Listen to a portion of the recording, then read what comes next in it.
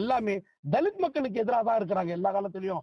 அதுவும் குறிப்பாக இப்ப இருக்கிற மாவட்ட ஆட்சித்தலைவர் எப்படி இருக்காருன்னா, தலித் மக்களுக்கு ஒரு பிரச்சனைனாக்கா அவர் அதை கன்சிடர் பண்ணவே மாட்டேன்றாரு, சவிசாய்க்கவும் மாட்டேன்றாரு. ரொம்ப சாதாரணமா ஹேண்டில் பண்றாரு. அது தலித் மக்களா இருக்கட்டும், விடுதலை சிறுத்தைகள் இயக்கமா இருக்கட்டும், அந்த பொறுப்பாளர்களா இருக்கட்டும், யாரா இருந்தாலும் அவர் ரொம்ப மோசமா கடினமா நடந்துக்கிறார். வயசு வித்தியாசம் இல்லாமல் எல்லாரும் மரியாதை இல்லாம பேசுறதெல்லாம் இயல்பா இருக்குது அவர்கிட்ட. இந்த திருவள்ளூர் மாவட்டம் ஃபுல்லா பட்டா கேட்ட தலித் மக்கள் எவ்வளவு இடங்கள்ல போராடி இருக்கிறோம். அவங்களுக்கு எல்லாம் பட்டா கொடுக்க எந்த விதமான அக்கறையும் இல்லாத, பொறுப்பும் இல்லாத இந்த ரெவன்யூ அரசு அதிகாரிகள், இந்த மாவட்ட ஆட்சித்தலைவர்.